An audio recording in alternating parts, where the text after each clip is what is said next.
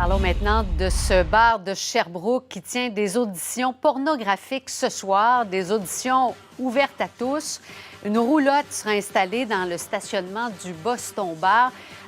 L'histoire se répète, hein? C'est pas la première fois que des événements comme ceux-là défraient les manchettes et ça suscite toujours autant l'indignation des groupes de défense contre les agressions sexuelles. J'en parle avec mon invitée, Marie-Michelle Whitlock, intervenante au CALAC Agression Estrie. Bonjour, merci d'être avec nous. Bonjour, merci. C'est incroyable hein, qu'on retrouve encore des initiatives comme celle-là en 2019. Oui, effectivement, on déplore le fait qu'encore une fois, le bar, le Boston Bar, s'associe à l'industrie de la pornographie. En fait, encore une fois, ça banalise c'est quoi la pornographie dans notre société, où ce qu'on sait que c'est une industrie qui banalise et érotise la violence faite aux femmes, humilie les femmes dans ces films-là. Donc, on est encore une fois là, en train de sensibiliser la population là, sur l'impact de la pornographie sur la société. Comment vous avez réagi quand vous avez appris qu'une soirée comme celle-là allait se tenir? Bien, en fait, encore une fois, comme je disais, c'est de remettre sur le plancher la question du consentement. Donc, on rappelle aux gens qu'un consentement éclairé ne peut pas se faire en état d'intoxication et ne peut pas se faire non plus lorsqu'il y a échange d'argent ou qu'il y a des individus, des femmes qui sont payées pour faire les actes sexuels demandés. Oui, on comprend que... Bon, personne n'est forcé. C'est des soirées ouvertes à tous. Il semble que ça ne viole pas de règlements municipaux non plus. C'est-à-dire que les autorités ne sont pas vraiment en mesure d'arrêter des initiatives comme celle-là.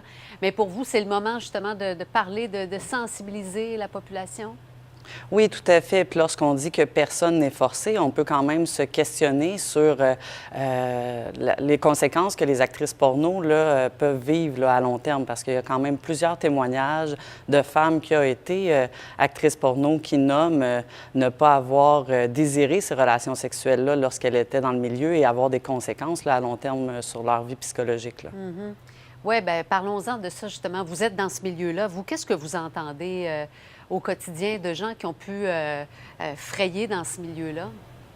Bien, en fait, les femmes qu'on rencontre qui ont eu un vécu dans l'industrie du sexe, et oui, certaines dans l'industrie de la porno spécifiquement, nous disent qu'effectivement, durant le moment où ce qu'elles sont dans le milieu, peuvent nommer publiquement que c'est un choix. Par contre, il y a plusieurs contraintes, que ce soit économique ou aussi des violences qu'elles vivent, qui les a amenées dans ce milieu-là, et que sortir du milieu est beaucoup plus difficile que d'y entrer.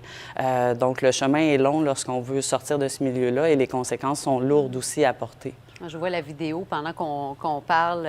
On veut nous vendre aussi le glam présumé associé à ces pratiques-là. C'est dangereux. C'est une autre chose qui nous inquiète, en fait, parce qu'on sait qu'il risque d'avoir des jeunes femmes aussi peut-être volontaires à passer ces auditions-là, où ce qu'elles valorisent le milieu de l'industrie du sexe, le glamour, l'argent facile. Donc, il y aura aussi possiblement des proxénètes qui seront prêts à les accueillir pour mieux les introduire dans ce milieu-là. Merci beaucoup d'avoir pris le temps d'être avec nous. Marie-Michelle Whitlock, je rappelle que vous êtes du CALAC Agression Estrie. Merci. Merci, au revoir.